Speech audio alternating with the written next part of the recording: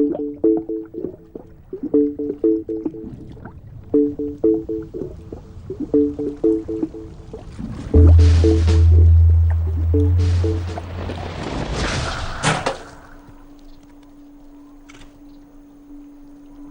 1906, Pablo Valencia emprendió el viaje de México a California en busca del preciado oro. Sobrevivió sin agua durante una semana, 7 días enteros. Después de ser rescatado, narró su experiencia ante la sed. La saliva se espesa y al cabo de un tiempo, un nudo parece formarse en la garganta. La lengua se hincha hasta tal punto que dificulta la respiración y genera una angustiosa sensación de estar ahogándose.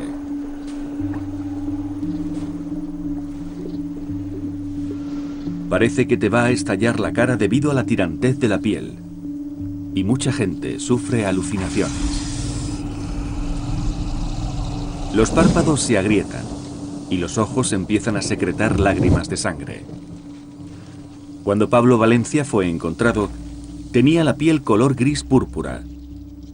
Parecía llena de arañazos, pero no había rastro de sangre. Le habían desaparecido los labios como si se los hubieran amputado. La nariz se le había reducido a la mitad y tenía la mirada fija en unos ojos sin párpados. Este documental no pretende concienciar sobre la supervivencia del medio ambiente, sino sobre nuestra propia supervivencia. Porque sea cual sea nuestra opinión sobre medio ambiente, política o religión, independientemente de la raza, el sexo o la clase social, el que pase una semana sin beber agua, llorará lágrimas de sangre.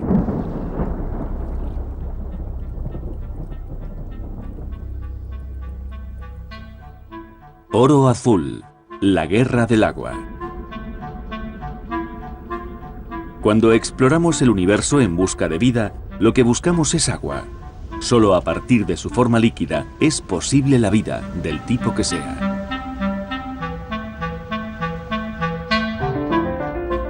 El planeta azul. El único planeta conocido capaz de sustentar la vida. El único planeta conocido surcado por agua. La gestión del agua ha sido siempre un asunto primordial para los humanos. Los egipcios dependían absolutamente del río Nilo. Y los romanos utilizaron técnicas de ingeniería para suministrar agua a sus ciudades. Las antiguas sociedades apreciaban el agua, construían sus vidas en torno a ella e incluso la veneraban como a una diosa. Por una razón desconocida, entre el año 800 y el año 1000, el cambio climático agotó casi todo el suministro de agua del pueblo maya. Los agricultores se vieron obligados a desplazarse al interior de la selva tropical. Pero no había agua suficiente para los cultivos y los árboles. Las selvas murieron. El suelo se erosionó. La humedad del aire descendió. El abastecimiento de alimentos se redujo.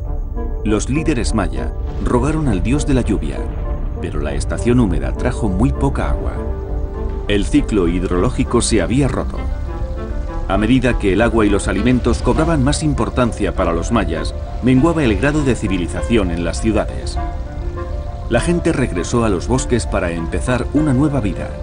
Tenían la esperanza de encontrar alguna cuenca de agua. Pero no fue así. La crisis.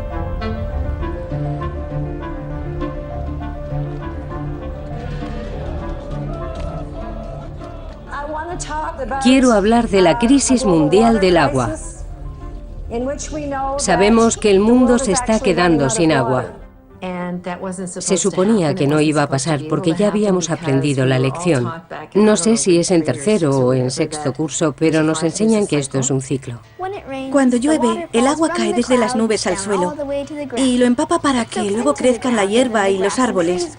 A veces hay tanta agua debajo de la superficie que se forman lagos y ríos, como cuando estrujamos un brick de zumo. Los ríos llevan el agua de nuevo al océano. Una vez allí, se evapora hasta el cielo y vuelve a formar las nubes. El viento empuja esas nubes hacia la tierra y llueve de nuevo. Así pasa una y otra vez en una cadena que nunca se rompe.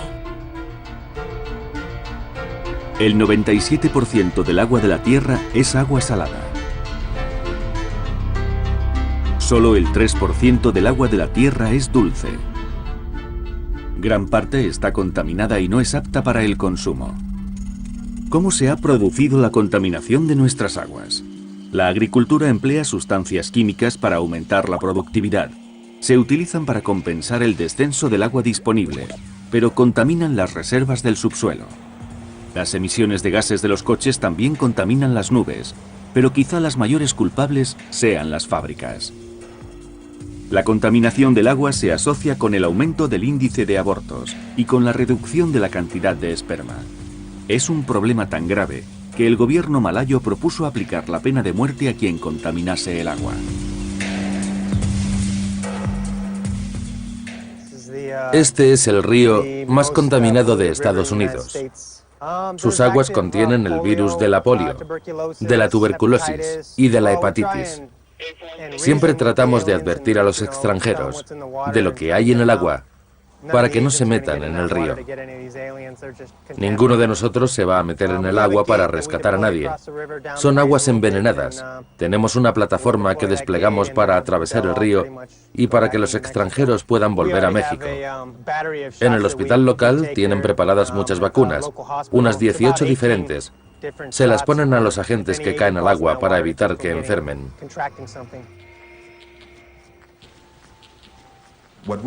Es un río muy contaminado por culpa de los humanos. El agua apesta como nada que haya olido nunca. Por aquí fluyen unos 25.000 litros por segundo. El río va hacia el noroeste, donde están los campos de cultivo. Y esos productos son los que se consumen después en Ciudad de México. De modo que estamos siendo envenenados. Las aguas fecales regresan a nosotros en forma de comida. Estamos contaminando y agotando las existencias de agua dulce. Estamos consumiendo los acuíferos subterráneos a gran velocidad y no somos capaces de reabastecerlos. Llueve. El agua cae sobre el suelo y se filtra hacia el interior del terreno acumulándose en el subsuelo. Forma así acuíferos o aguas subterráneas. Pero ¿qué cantidad de nuestras existencias de agua se almacenan en el subsuelo? Solo podemos hacer un cálculo aproximado. Por eso el aumento de nuestra dependencia de las aguas del subsuelo es un asunto que merece ser estudiado. En Oriente Próximo también existió una especie de Atlántida, pero que resultó ser real. La ciudad recibía el nombre de Ubar y desapareció sin explicación. Un grupo de arqueólogos descubrió, a partir de la extracción de aguas subterráneas, que se la había tragado el desierto. Y eso es algo que está ocurriendo actualmente en Florida. Socavones gigantes aparecen en el suelo e inmensas cavidades que se abren en la superficie. Los efectos no siempre son tan evidentes como un hoyo o una ciudad perdida, pero regiones enteras pueden hundirse a medida que se agotan las cuencas de agua. Han extraído el resto del agua que quedaba bajo la ciudad. La ciudad se está hundiendo literalmente y las iglesias empiezan a inclinarse.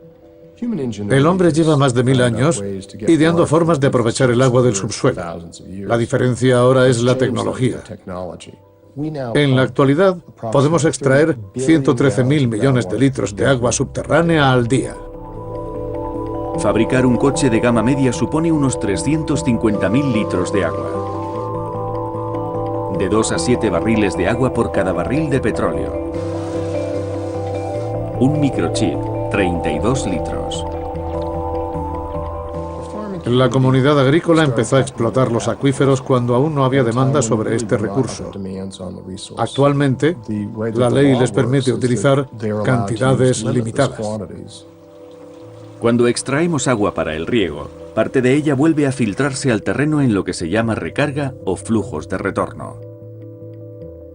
Mientras no extraigamos más agua de la que se recarga, estaremos utilizándola de un modo sostenible. El problema es que extraemos hasta 15 veces más agua del subsuelo de la que regresa a él, y eso es la causa de la actual crisis. La gente no asume que el mundo se está convirtiendo en un desierto. En muchos lugares los desiertos se han extendido. Nuestros suelos se erosionan. Los vientos, las inundaciones y la sobreexplotación de los pastos provocan daños en la superficie de la tierra, y la endurecen hasta el punto de dificultar el filtrado del agua. Nuestra fuente de vida se va a través de los sistemas de alcantarillado y de los ríos y llega directamente a los océanos. En la Tierra desaparece la humedad y la vida.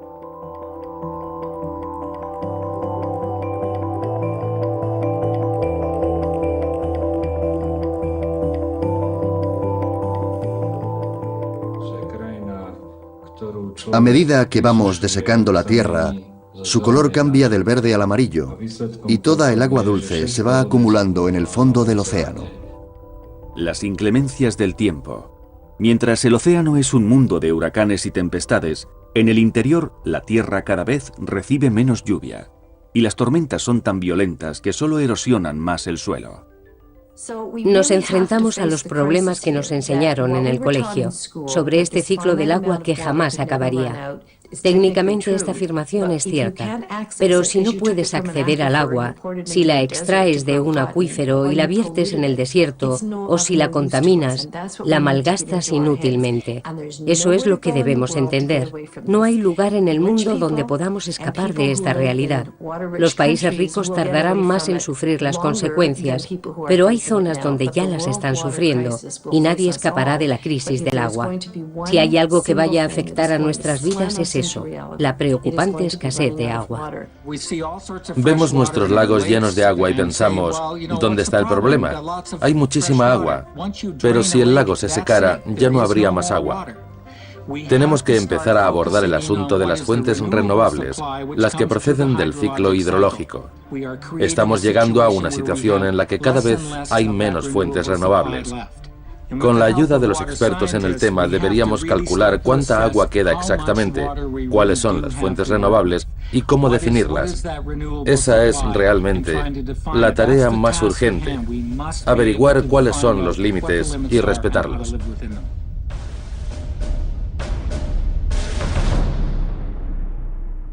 La política. Nuestros gobiernos, en lugar de unirse y decir, bien, tenemos un tiempo limitado para encontrar una solución, han entregado el poder a las grandes compañías de gestión del agua, y éstas pretenden crear una especie de cártel. Suez, Veolia, lo que antes era Vivendi y RWE Times están entre las 100 empresas más poderosas. La división de agua de Suez está formada por 400.000 empleados y ningún país del tercer mundo puede oponerse a lo que digan. De este modo, cada gota de agua dulce que haya en el mundo estará controlada por empresas privadas. Hasta los años 80, las compañías podían privatizar el agua. En Francia, el agua estaba mayoritariamente privatizada y las empresas adquirieron mucho poder. Solo suministraban agua a escala local. En Francia, debido al poder consolidado de las multinacionales y a su largo historial, la privatización del agua está muy enraizada. Ni el propio presidente fue capaz de poner freno a esta tendencia. En un momento de su mandato, François se vio atrapado en esa especie de dictadura económica y, aunque lo intentó, no pudo finalmente nacionalizar las compañías de agua. Por encima de él, había un sistema muy poderoso y muy ambicioso, una máquina sin alma. En la década de los 80, Margaret Thatcher subió al poder y con ella la revolución de su gobierno. Todo el agua de Gran Bretaña quedó en manos privadas y las grandes empresas se plantearon globalizarse. Al mismo tiempo, la ONU empezaba a tratar el agua como mercancía y activo económico. Fue en la conferencia de Dublín en 1992 cuando se habló del agua por primera vez como un bien económico. Allí nació la idea de economía de mercado Thatcher-Reagan. Las empresas estaban deseando despegar porque, hasta el momento, suministraban a escala nacional, y la ONU también declaró que se podía cambiar el concepto del agua. Se dio la convergencia de ambas circunstancias. Se crea entonces el Banco Mundial para dar estabilidad financiera y fomentar el crecimiento de los países pobres. En teoría, el banco recaudaría dinero de los países ricos para invertirlo en acciones de desarrollo. Sin embargo, el banco se ha unido a las 3 grandes compañías privadas de Europa para abrirse camino en los países en desarrollo. El Banco Mundial pensaría, a cambio de la condonación de la deuda, queremos privatizarles el agua. Buenos Aires, Argentina. Comprador, Suez. Puerto Rico. Comprador, Veolia. Yakarta, Indonesia. Comprador, RWE Thames. Santiago, Chile. Comprador, Veolia World Trade Organization. La Organización Mundial del Comercio propone unas normas que implantan un nuevo marco constitucional. Está dirigido por lo que llamamos el Quad y engloba a Estados Unidos, Canadá, la Unión Europea y Japón. El Quad toma todas las decisiones relevantes.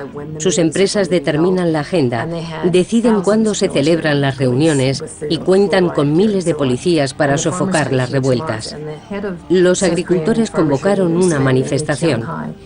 El secretario del Sindicato de Agricultores surcoreano era un hombre llamado Kyung-hae. Procedía de una comunidad devastada y la gente ya se estaba matando entre vecinos.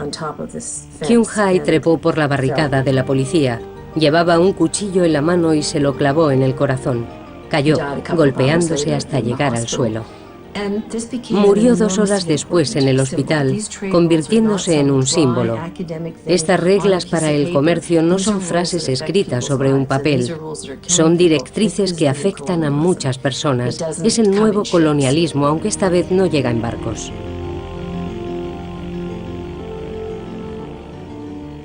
El alcalde de Grenoble decidió privatizar nuestras aguas en beneficio de la empresa Lyonnais de Suez. Por supuesto, todos los servicios públicos son mucho más baratos que los privatizados.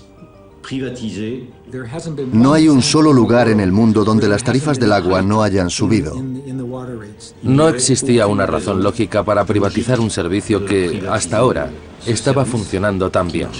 La decisión de privatizar el agua respondía únicamente a fines lucrativos personales.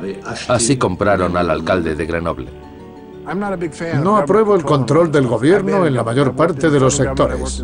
Yo he trabajado para el gobierno federal y para el estatal y conozco el nivel de corrupción que hay. Varios senadores que han sido inculpados en Alaska por casos de corrupción relacionados con el petróleo, pero ¿hasta dónde han llegado? ¿Hasta unos miles de dólares? El problema no es el dinero, es el poder.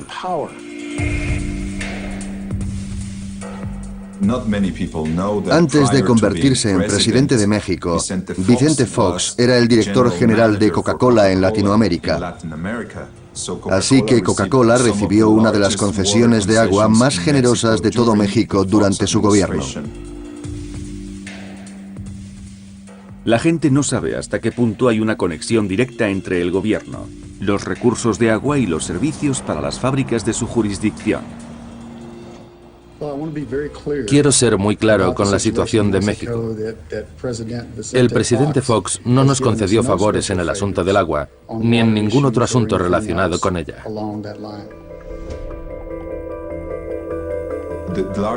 La mayor concesión del gobierno fue para una planta de embotellamiento de Coca-Cola. Utilizaba tanta agua como quería. Podríamos decir en ese sentido que Coca-Cola gobernaba México. Pensemos, por ejemplo, que Wall Street decide que esta es la mercancía en la que hay que invertir durante los próximos 50 años. A lo lejos hay un final, un horizonte que cada vez está más cerca para el petróleo, pero no para el agua. Al menos una docena de empresas cotizan en bolsa y comercian con agua abiertamente en el mercado de valores. Eso no existía antes y ahora está en pleno apogeo. Los cazadores de agua pretenden encontrar una fuente de agua que explotar y que no cueste mucho dinero purificar. El problema es conseguirla y conservarla. Cada vez que cambia el gobierno de un país, los acuerdos vuelven a negociarse. Y cuando se trata del agua, que es propiedad de alguien con quien tienes un contrato, ya no es mercancía segura. La única manera de que sea segura es fabricarla mediante desalinización. Para algunos, depender de la desalinización en el futuro no es una mala opción. Solo los países ricos, el Banco Mundial o las grandes empresas, o la combinación de los tres, podrían construir plantas desalinizadoras. Lo que realmente sucederá es que las grandes empresas se beneficiarán de las aguas contaminadas. No les interesa que los contaminantes dejen de verterse al agua. Pretenden crear un sistema en el que ellos ofrecerán una carísima tecnología para depurar el agua contaminada. El agua es el producto de un proceso, y ese proceso es propiedad de las compañías. ¿Quiénes acaban dirigiendo las plantas de diésel? El agua es fuente de vida, y esas plantas de diésel son la manera de acceder al agua. Pero si recaen en manos privadas o en manos de los gobiernos, entonces ellos controlarán nuestras vidas. El agua es una magnífica inversión. Pagamos por las botellas de agua y podríamos llenarlas gratis con agua del grifo. La diferencia entre el agua embotellada y el agua del grifo es casi siempre insignificante.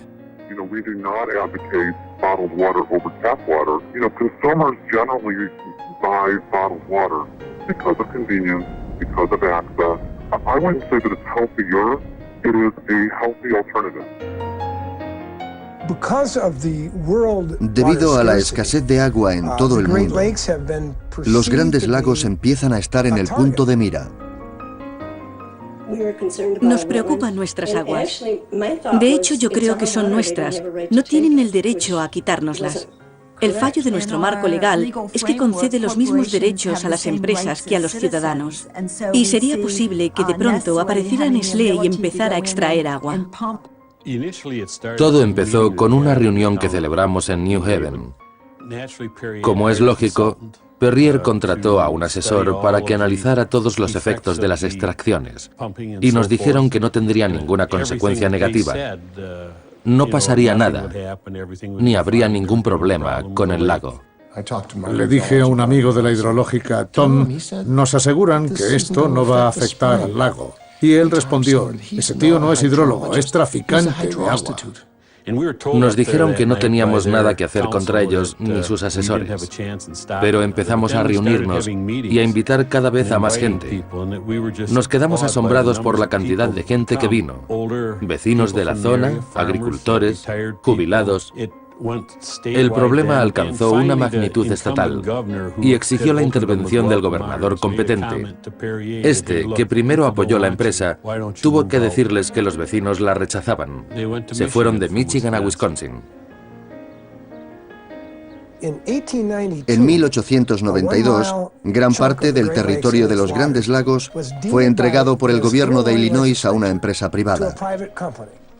Cuando el siguiente gobierno subió al poder, revocó la escritura de propiedad. Y en 1892, el Tribunal Supremo de Estados Unidos declaró la zona de los Grandes Lagos un área de dominio público. No podía utilizarse, traspasarse o transferirse en beneficio privado. Esa sentencia sigue siendo válida, igual que en el siglo XIX, y es exactamente lo que sirvió de base para presentar la demanda.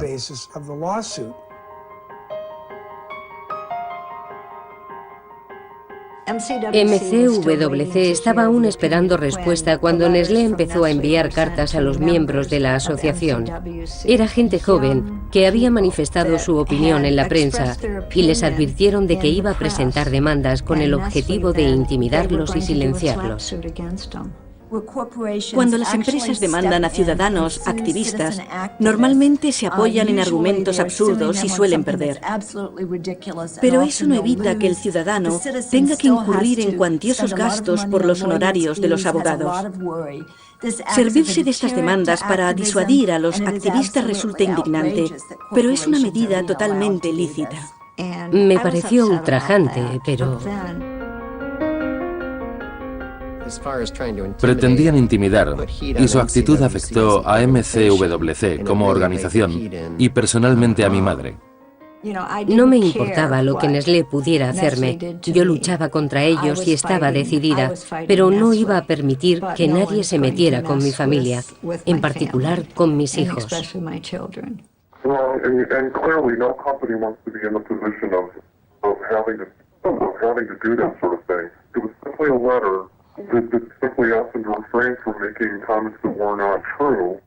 Hubo unas 3 o 4 audiencias públicas. Nestlé se mantuvo a la espera. Había prensa, había televisión.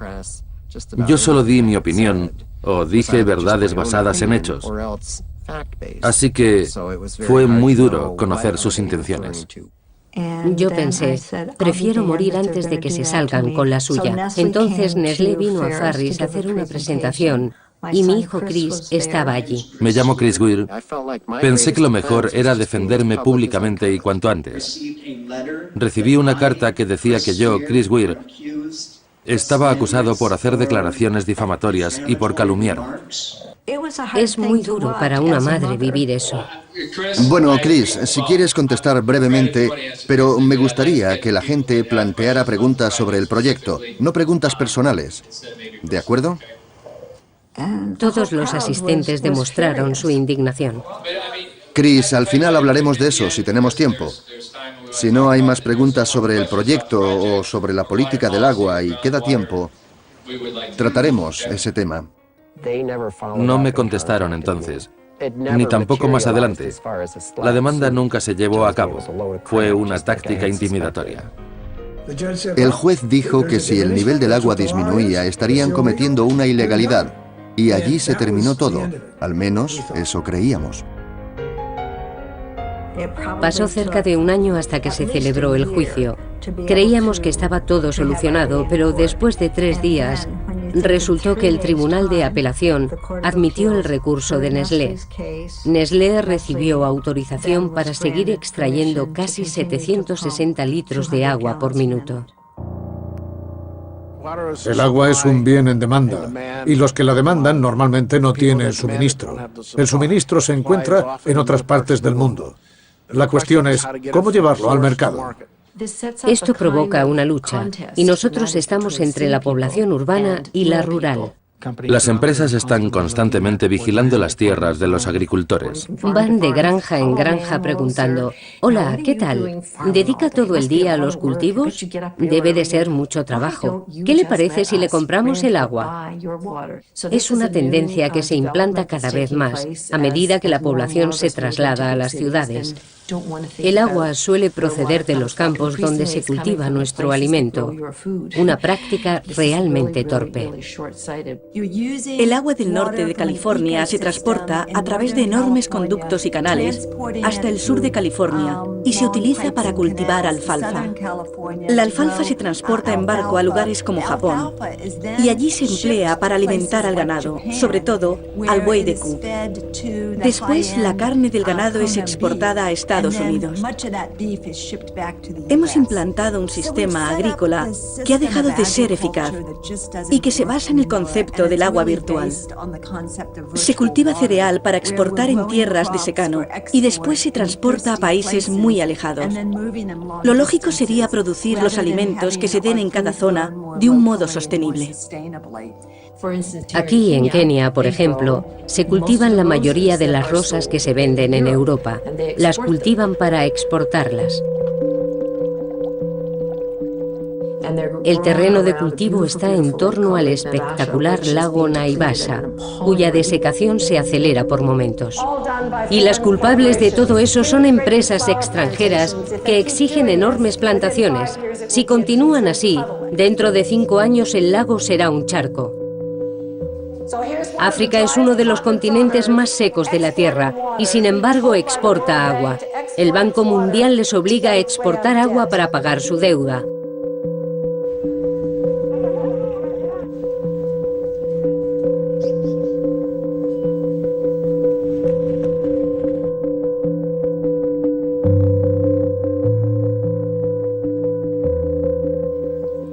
Es un robo, es casi una forma de asesinato.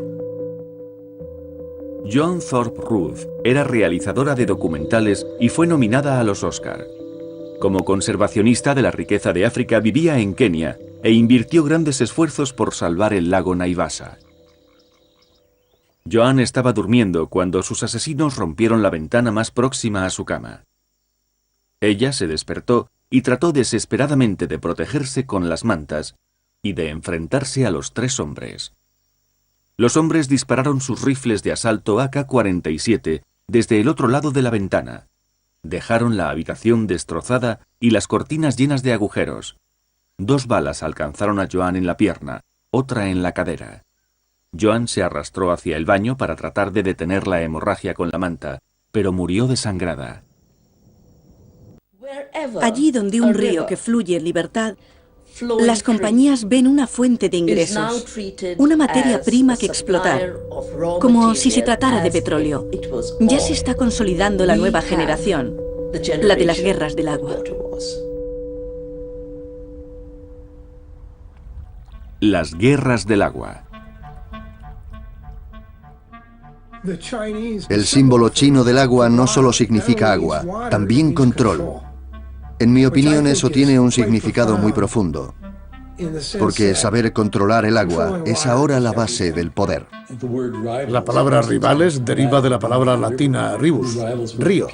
Los rivales eran pueblos situados cada uno en una orilla. Y cuando la tecnología avance, podrán extraer agua de la atmósfera, sacarán agua del cielo y desaparecerán las nubes. Nos las robarán. New techniques for controlling the weather are being tried. When conditions are right, rain is made to fall by seeding clouds with dry ice or silver iodine. Eso sucede ya en China, donde puedes pagar a un avión para que surque el cielo y provoque la lluvia antes de que la nube llegue al siguiente pueblo. Así se crean muchos enfrentamientos y aumenta la tensión política.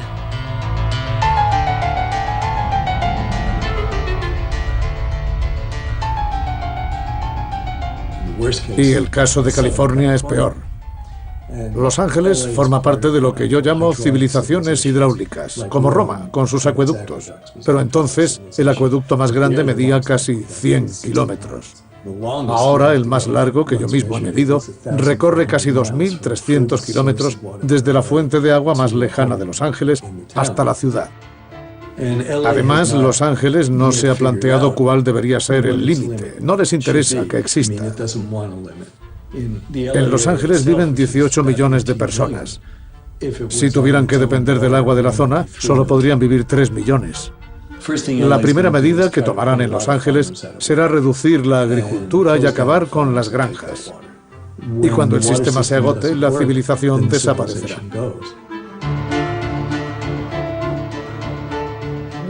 Una de las guerras por el agua más violentas se libra en torno al río Kaveri. El agua es imprescindible para los agricultores de Karnataka y los de Tamil Nadu.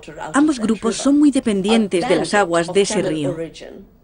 Un delincuente de origen tamil, Veerapan, secuestró a un hombre de Karnataka para exigir un rescate. Quería que le pagasen en grandes cantidades de agua para Tamil Nadu. Fue como una partida de ajedrez enmarcada en las guerras del agua. Yo estaba llevando a cabo un estudio de los recursos de la zona. Colaboraba con una universidad y, de repente, el trabajo que había estado elaborando sobre los conflictos por el agua dejó de tener validez. El problema se presentó ante el mundo como un enfrentamiento religioso, no como un problema de escasez de agua. Así es como se presentan muchos conflictos de este tipo, como problemas religiosos, cuando son luchas por los recursos básicos. Quiero hablar de Bolivia, el país más pobre de Sudamérica. Hace varios años el Banco Mundial se negó a concederles un préstamo de 25 millones de dólares. Era para financiar un programa de una cooperativa de aguas, y Bolivia tuvo que vender sus sistemas de agua a una subsidiaria de Bechtel. Los precios del agua en Bolivia se encarecieron más que los de la comida. Esta historia habla de cómo se levantó el pueblo de Bolivia ante este abuso.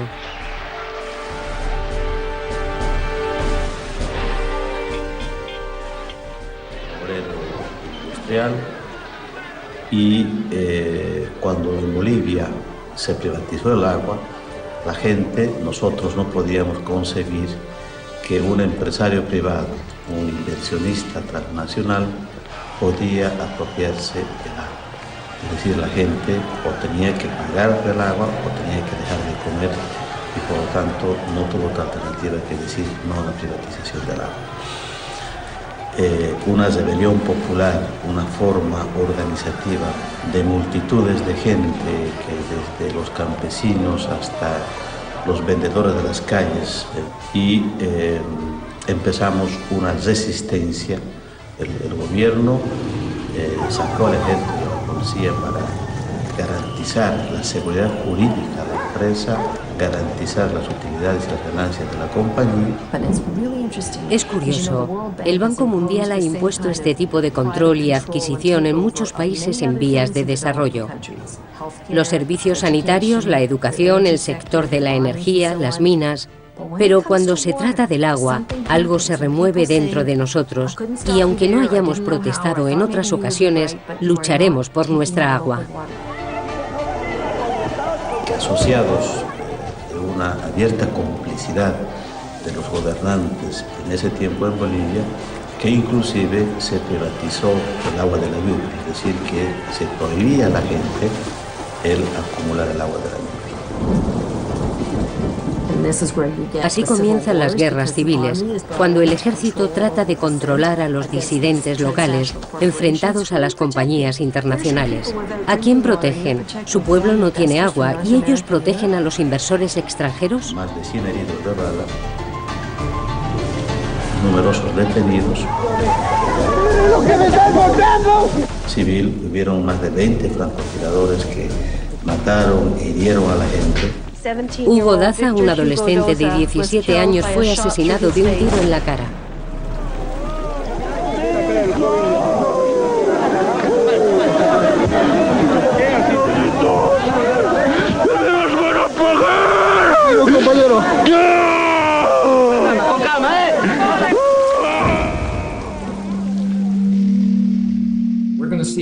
Dentro de poco veremos una fotografía geopolítica completamente nueva y surgida aquí. El mapa mundial se rediseñará y se reescribirá. Ya se han definido las áreas donde el conflicto será potencialmente más intenso, en los próximos 10, 15 o 20 años. Las áreas más ricas en agua de todo el mundo, ahora mismo, Brasil, Canadá y Rusia.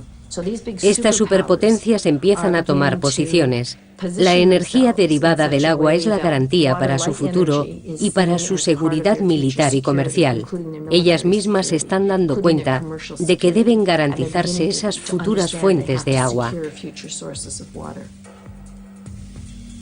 Estados Unidos está realizando maniobras de entrenamiento militar en la zona de los Grandes Lagos y 80 administraciones de pueblos cercanos han solicitado al gobierno que las suspenda, pero no tienen intención de hacerlo. Yo me impliqué en este asunto en los 80. Canadá estaba negociando un acuerdo de libre comercio y el agua se incluía como un bien. Se acordó que en un periodo de 2 a 5 años, el agua de Canadá llegaría desde el norte del país al medio oeste estadounidense por un acueducto. ¿Quién lo sabía?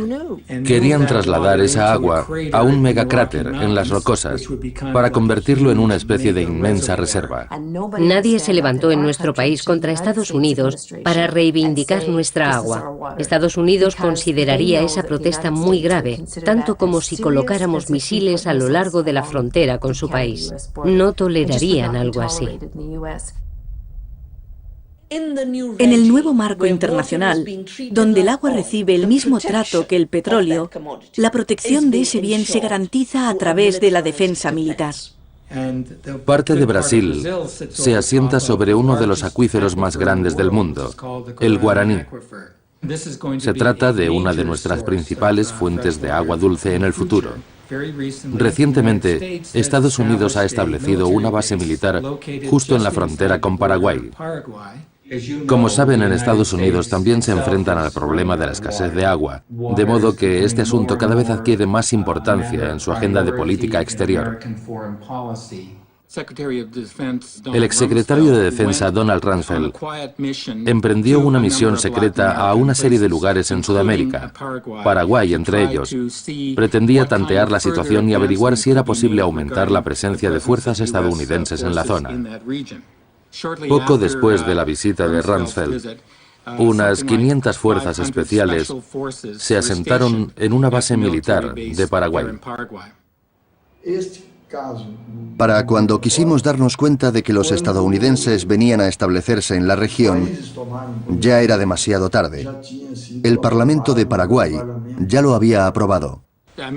Sin duda ninguna, esa región del planeta se convertirá en el Oriente Medio del agua en el futuro. Los estadounidenses se conducen siempre del mismo modo.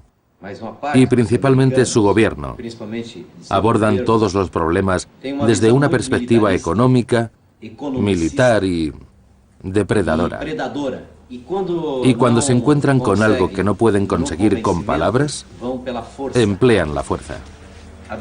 Este enfoque económico a tan corto plazo es el mismo que adoptaron para la guerra de Vietnam y la guerra de Irak. ¿Qué más hace falta? ¿Acaso no han aprendido aún la lección? El camino hacia adelante. Hace unos pocos días, el gobierno boliviano echó a patadas a Bechtel del país.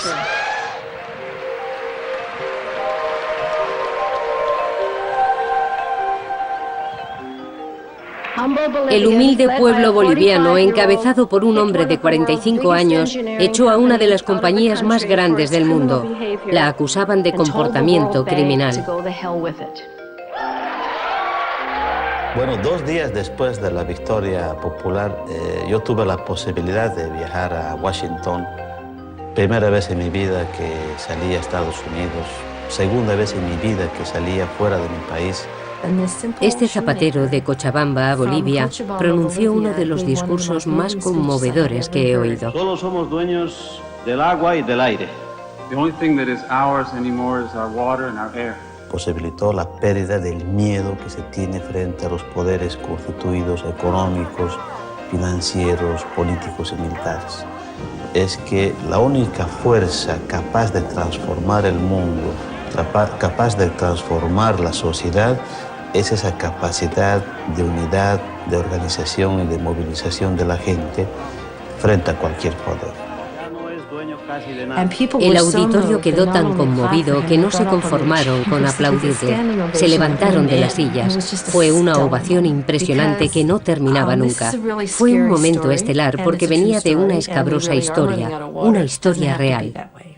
Nos estamos quedando sin agua y no tendría que ser así.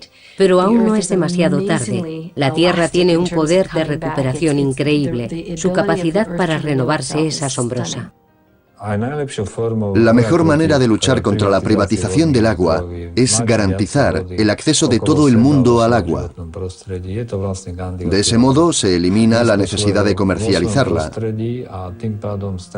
A pesar de lo que digan las grandes compañías, la solución es muy sencilla: devolver el agua a su ciclo natural y dejar que la tierra se irrigue con agua de lluvia. Nosotros estamos ofreciendo una solución muy sencilla y muy barata. Todos los años invitamos a jóvenes y voluntarios a un campamento de verano. Pasan aquí cerca de 2 semanas y son un gran apoyo para nuestra asociación. Vienen entre 100 y 400 personas que se dedican a construir pequeñas presas de madera en los arroyos y preparan los abrevaderos para acumular el agua. Esperamos que con eso nuestro planeta amarillo vuelva a ser verde. Eso puede traer la lluvia a países en sequía porque fomenta la creación de nubes y de agua en la atmósfera. Además, esto nos permite crear muchos puestos de trabajo en los países pobres de todo el mundo. La alternativa azul constituye una solución sencilla y barata a un problema muy complejo. Francamente, ese es el único antídoto contra la desalinización. Es el tipo de actitud que debemos asumir para reconstruir los sistemas de agua subterráneos. Debemos dejar de recurrir a los acuíferos y no extraer más agua de un modo tan inconsciente. En Estados Unidos, la mayor parte del consumo de agua se destina a la agricultura, así que la solución al problema pasa por revisar nuestros métodos agrícolas. La eficacia del agua en la agricultura hidropónica es de 20 a 30 veces superior que en los cultivos en el exterior. Este sistema consiste en verter el agua directamente en la base de la planta a través del goteo o microirrigación. Por ejemplo, podemos criar tilapias en cautividad y cuando crecen emplear esa agua rica en nutrientes para regar los cultivos. El exceso de agua que llega a la raíz se recoge y vuelve a utilizarse para los peces, es decir, se reintroduce en el sistema. Estas tecnologías son las que salvarán el planeta en el próximo siglo. Cuando era pequeño, no pensaba en eso. Creía que todo el mundo iba al colegio que a todo el mundo le regañaban sus padres. En mi colegio hacíamos campañas, apoyábamos la lucha contra el cáncer y se recaudaban fondos para países en desarrollo. Un lápiz cuesta un penique. Por 5 peniques puedes comer un día. Enseñábamos cosas así. Y entonces dijo que por $70 se podía construir un pozo, pero allí moría mucha gente por carecer de agua potable. Les costaba creerlo, se quedaron perplejos. ¿Cómo te puedes poner enfermo por beber agua? ¿No tienen que beber? Entonces le preguntamos, si no tienen agua corriente, ¿dónde van para conseguirla? Nos dijo que a veces recorrían hasta 3 kilómetros de distancia. Conté los pasos que había desde mi clase hasta la primera fuente, y no había más de 10. Pensamos, qué encanto. Quiere construir el pozo. Vamos a cenar. Era tan pequeño que no nos lo tomamos en serio. Y entonces soltó. Hay personas que mueren porque no tienen agua y no hacéis nada por ayudarles. Unos días más tarde, conseguí que me hicieran caso y me propusieron un modo de ganar ese dinero, cortar el césped. Jamás pensamos que seguiría firme en sus propósitos. Dibujé un termómetro que gradué del 0 al 70. Quería explicarle el tiempo que le llevaría a conseguir esa cantidad. Tardé 4 meses en reunir los $70 y los llevé a una ONG dedicada a construir pozos. Me miraron como diciendo, bueno, cuesta un poco más de $70. Me sentí fatal. Vino muy decepcionado porque construir un pozo no costaba $70, sino 2.000. Me dejó sorprendida y pensé, si en vez de 70 le hubiera dicho 2.000, quizá hubiera tratado de conseguirlos igual. Es demasiado para un niño de 6 años. Empecé a hablar en mi barrio y a recaudar dinero, y creamos la fundación El Pozo de Ryan. Conseguimos recaudar $2 millones que, hasta el momento, han servido para construir 266 puntos de abastecimiento de agua. Hemos ayudado a 500.000 de personas. Todo el mundo da el acceso al agua, por supuesto, pero habría que crear una comisión para los temas relacionados con el agua. Piensen en el cambio climático. Hay grupos trabajando en este campo desde hace 20 años y han tardado mucho en concienciar a la gente y en promover los cambios legislativos imprescindibles para atajar el problema. Y el tema del agua exige el mismo esfuerzo. La ONU debe elaborar una convención que declare el agua un derecho humano y de dominio público. No se le puede negar a nadie por el simple hecho de que no puedan pagarla. Con esta exigencia, llevamos el problema a un plano internacional. La actitud de las empresas privadas se ha globalizado, ha trascendido al ámbito nacional del derecho. Debemos dotar al mundo de un instrumento internacional que controle estas empresas. Estamos hablando de un asunto de vida o muerte, pero es necesario arriesgarse. A veces será peligroso, pero tenemos el poder del pueblo de nuestro lado. A pesar de la disconformidad de los habitantes de Freeburg, la empresa embotelladora Poland Springs construyó una planta en su territorio. Para apaciguar el descontento, Poland Springs regalaba una caja de botellas de agua a los 50 primeros vecinos que visitaran sus instalaciones. Liderados por Howard Dearborn, un republicano de 80 años y dueño de un supermercado local, los ciudadanos vertieron el agua de las botellas en la laguna del Lovewell, de donde había sido extraída. El proceso judicial costó más de $1 millón. Hemos aprendido y hemos desarrollado nuevas formas de recaudar fondos, pero deben comprender que somos ciudadanos normales, vivimos día a día y esto es algo muy complejo para nosotros. No sé si habrá algún activista dentro del grupo. Cuando procedes de las bases, los legisladores no te ven como un activista. Creo que esa es la ventaja, lo que tenemos a nuestro favor, porque no pueden acusarnos de estar todo el día protestando. Seguramente lo que resulte de esto ya no nos afectará a ninguno de nosotros porque estaremos muertos. Pero luchamos por nuestros hijos y nuestros nietos. Y si no hacemos algo para salvar la situación, ¿qué quedará? Lo importante es que esa gente está ahí. Republicanos, demócratas, todos están unidos y eso es admirable. Porque si el dinero empieza a ser más importante que el agua, ¿a dónde llegaremos? Después de aquello, el alcalde de Grenoble fue sometido a juicio y condenado a una pena de cárcel. Nos hemos creado enemigos muy peligrosos. Pero como decía mi madre, la gente fuerte tiene enemigos fuertes. La protección del agua no solo debe producirse a escala gubernamental ni a escala global. Nosotros, como pueblo, debemos proteger el agua del siglo XXI. ¿De cuánta agua dispongo? ¿Cuánta me pertenece? Deberíamos saber eso, igual que sabemos el nombre de nuestra ciudad.